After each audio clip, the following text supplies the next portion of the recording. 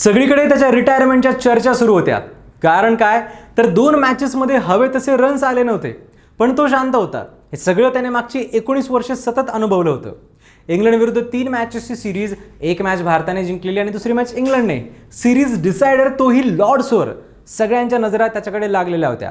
आज जर परफॉर्म केलं नाही तर बाहेर सुरू असलेल्या चर्चा अजून जोर धरणार होत्या.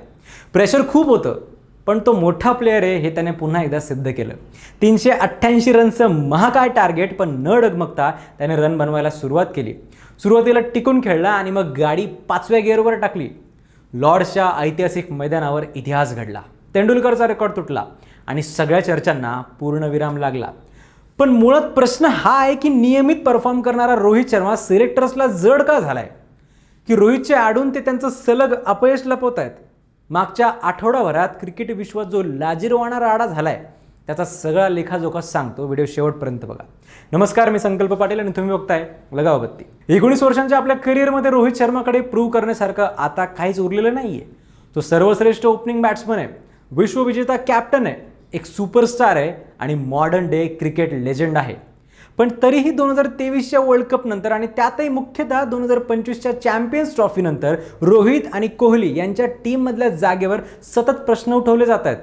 पण गंमत अशी आहे की वन डे टीमसाठी मागच्या 2 वर्षात सर्वात जास्त आणि सलग परफॉर्म करणारे हेच दोघे प्लेयर्स आहेत. महत्त्वाच्या मॅचेसमध्ये लवकर आउट होणारा गिल किंवा गरजेच्या वेळी कधीच न खेळणारा के.एल. राहुल किंवा दिशा भरकटलेला श्रेयस अय्यर, ही सगळी मंडळी सतत अपयशी ठरत आहेत. यातल्या कुणाचंच रेकॉर्ड्स किंवा कामगिरी चमकदार अशी राहिलेलीच नाहीये. अशा वेळी 2 सिनियर प्लेयर्स जे तुमच्यासाठी प्रत्येक वेळी परफॉर्म करतायत त्यांच्याच जागेवर सतत प्रश्नचिन्ह ठेवायचं, हे म्हणजे असं झालंय की ज्या गोष्टी बिघडल्याच नाहीयेत त्याच सुधारण्याचा प्रयत्न केला जातोय आणि जिथे गळती सुरू आहे तिथे साफ दुर्लक्ष केलं जातंय. यांना स्टार कल्चर संपवायचंय आणि यांच्या टीममध्ये स्टार सोडून दुसरं कोणी परफॉर्मच करत नाहीये. दुसऱ्या वन डे नंतर सोशल मीडियावर जोरदार बातम्या आल्या की लॉर्ड्सवर होणारी 3री मॅच रोहित शर्माची शेवटची मॅच ठरू शकते आणि त्याला वर्ल्ड कपसाठी कन्सिडर केलं जात नाहीये. ही एक अपडेट कमी आणि एक नॅरेटिव्ह जास्त होतं. पांडे नावाच्या एका फेमस पण क्रेडिबिलिटी नसलेल्या पत्रकाराने काही स्टेटमेंट केले आणि जिकडे तिकडे ही बातमी क्वेश्चन मार्क सकट छापली गेली. न्यूजपेपर्सनी हेडलाईन्स लिहिल्या, विश्लेषकांनी तर्कवितर्क लावले, काहींनी इमोशनल व्हिडिओज बनवायला सुरुवात केली, ट्विटरवर गंभीर हटाओ टीम बचावचे नारे लागले आणि इंस्टाग्रामवर तर खडा हो आज भी वही आणि अभिना जाओ छोडकर या गाण्यांवर रोहित आणि वर्ल्ड कप ट्रॉफीच्या फोटोसहित ब्लॅक अँड व्हाईट एडिट्स फिरू लागले. म्हणजे आपल्याला कोणत्याच गोष्टीचा धीरच नाहीये. एवढा मोठा world class player, world cup winning captain आणि त्याला एकाएकी टीममधून काढण्याच्या बातम्या येत आहेत. म्हणजे कहर आहे खरंच. ज्याप्रमाणे रोहित शर्मा म्हणालाय की मी कुठेही चाललेलो नाहीये आणि जेव्हा जाईन तेव्हा ते मी स्वतः समोर येऊन सांगेन, तेव्हा अशा बातम्या समोर येतातच कशा हा प्रश्न आहे. बरं, या प्रश्नाचं उत्तर ऐकायचं आहे का? ऐका. एक काळ होता जेव्हा मीडिया, पब्लिक रिलेशन्स, मार्केटिंग कंपन्या या सामान्य जनता आणि माहिती यांच्यातला दुवा होत्या. जगात घडणाऱ्या घडामोडी लोकांपर्यंत पोहोचवणं हे त्यांचं काम होतं. आज माहिती आहे का, परिस्थिती अशी नाही राहिली. आज ही मोठी पैशावाली लोक त्यांचा स्वतःचा नॅरेटिव्ह सगळीकडे पसरवण्यासाठी PR आणि निगेटिव्ह मार्केटिंग कॅम्पेनचा सहारा घेतात. आणि बरं, यात मागे कोणीच नाहीये. मोठे players, star players, coaches, staff members, selectors असे सगळेच जण यात सामील आहेत. रोहित शर्माची रिटायरमेंट हे एक कॅम्पेन होतं जे जोरात चालवलं गेलं. आता हे कोणी चालवलं पुढे सांगतो, पण का चालवलं त्याच्या मागे 2 कारणं असावीत. पहिलं कारण म्हणजे रोहित आणि कोहलीवर दबाव टाकणं. कोहली सलग परफॉर्मन्स देतोय म्हणून त्याच्यावर बोट ठेवता येणार नाही, पण रोहित अधूनमधून हवं तसं खेळू शकत नाही म्हणून त्याला टार्गेट करता येत होतं. पण त्यातही स्पष्टपणे तोंडावर बोललं जाऊ शकत नव्हतं. मग मीडियाचा सहारा घेतला गेला. मीडियामध्ये बातम्या छापल्या गेल्या की रोहित वर्ल्ड कपचा हिस्सा कदाचित असणार नाहीये आणि हा कदाचित त्याचा शेवटचा सामना असू शकतो. आता तुम्ही विचाराल की याने काय होईल? तर याच्यामुळे रोहितवर दबाव वाढेल, त्यामुळे परफॉर्मन्स खराब होईल, रन्स बनणार नाहीत आणि मग फोर्सफुली टीममधून ड्रॉप केलं जाऊन रिटायरमेंट घ्यायला या मार्गाने भाग पाडलं जाईल. हा होता पूर्ण डाव. कोहली उदास दिसला कारण तो सुद्धा यांच्या रडारवर आहे आणि त्यालाही माहिती आहे. आणि हे काही पहिल्यांदा नाही. असं करून यांनी अश्विन, शमी, भुवनेश्वर, रहाणे अशा कितीतरी प्लेयर्सचं करिअर खराब केलंय. दुसरं कारण म्हणजे रोहित शर्माचा फॅन बेस मोठा आहे. त्याच्या आणि कोहलीच्या बातम्यांना करोडो लोक फॉलो करतात, रिॲक्ट करतात त्यांच्यावर.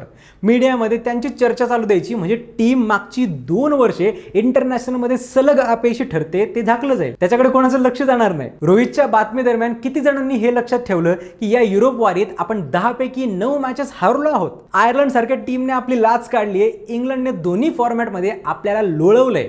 आपले काहीच्या काही कॉम्बिनेशन्स साफ अपयशी ठरलेले आहेत. फेवरिझम करून आपण भलत्याच प्लेयर्सना खेळवलं. ज्यांची गरज होती ते प्लेयर्स फॉर्ममध्ये असून सुद्धा बेंचवर बसवले गेले. या सगळ्याची चर्चाच कोणी केली नाही. हेतू साध्य झाला. आता हा हेतू कोणाचा होता? तर अशी चर्चा आहे की आपल्या कोचचा याच्याशी काही संबंध नाही आहे. त्यांच्यासोबतचे दुसरे महाशय आहेत ज्यांच्यावर हे आरोप लावले जात आहेत. कारण त्यांना म्हणे रोहित शर्मा जेव्हा हे दोघे मुंबईसाठी डोमेस्टिक खेळायचे तेव्हापासून पटत नाही. आता काय खरं आणि काय खोटं तुम्हीच ठरवा. उरला प्रश्न रोहित शर्माचा, तर आपण प्रत्यक्ष स्टॅट्सच्याच आधारावर बोलूयात. 2023च्या वर्ल्ड कप नंतर रोहितने कॅप्टन म्हणून 2024चा T20 वर्ल्ड कप जिंकवला, ज्यात भारतासाठी सर्वाधिक रन्स त्यानेच केले. पुढे 2025ची चॅम्पियन्स ट्रॉफी सुद्धा त्यानेच जिंकवली, ज्यात फायनलमध्ये त्याने मॅन ऑफ द मॅच पुरस्कार मिळवला होता. शिवाय या इंग्लंड सिरीजपर्यंत त्याने 51 इनिंग्समध्ये 4 शतकं आणि 16 अर्धशतकं ठोकत 109च्या स्ट्राईक रेटने आणि 48च्या ॲव्हरेजने 2303 रन्स केलेत. गिल आणि कोहलीसोबत तोच भारताच्या बॅटिंग लाईनअपचा एक पिलर ठरला आहे.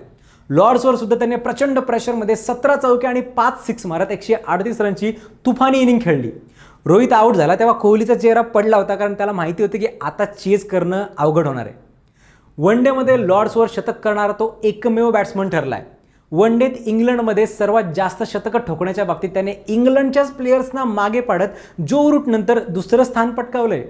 ओपनर म्हणून तेंडुलकरचा 45 शतकांचा रेकॉर्ड मोडून 46 शतकं ठोकत भारताचा सर्वकालीन महान वन डे ओपनर बनलाय. एवढं सगळं झाल्यावर फक्त वयाचा आणि इन बिटवीन येणाऱ्या एखाद्या फेल्युअरचा बहाणा देत त्याच्या टीममधल्या जागेवर प्रश्नचिन्ह उठवणं, तेही पूर्ण टीमचं फेल्युअर लपवायला, ही लाजिरवाणी गोष्ट आहे. येत्या काळात हे सगळे टॅक्स खेळण्यापेक्षा टीमच्या अपयशावर काम करणं गरजेचं आहे. नसता पुढच्या वर्षी येणाऱ्या वर्ल्ड कपची स्वप्न कोणी बघूच नाही. एकंदरीत टीमच्या परफॉर्मन्सवर आपण येत्या काळात चर्चा करूयातच, पण एक गोष्ट समजणं गरजेचं आहे की सिनियर प्लेयर्स आपल्यासाठी महत्त्वाचे आहेत. त्यांना मेंटली बॅक करणं गरजेचं आहे, तरच ते चांगलं परफॉर्म करू शकतील. त्यांच्यावर असं प्रेशर टाकणं चुकीचं आहे. 2011च्या वर्ल्ड कपच्या वेळीसुद्धा सचिन आणि सेहवाग सारख्या सिनियर प्लेयर्सना टीममध्ये ठेवलं गेलं, कारण त्यांचा अनुभव टीमला कामी येईल. 2027मध्ये ती जबाबदारी रोहित आणि कोहलीची असणार आहे आणि ती ते पार पाडतीलच. रोहितच्या रिटायरमेंटच्या अफवांच्या या सगळ्या गोंधळावर तुम्हाला काय वाटतं ते कमेंट्समध्ये नक्की सांगा. आणि अशाच सखोल विश्लेषणासाठी पाहत राहा लगावबत्ती.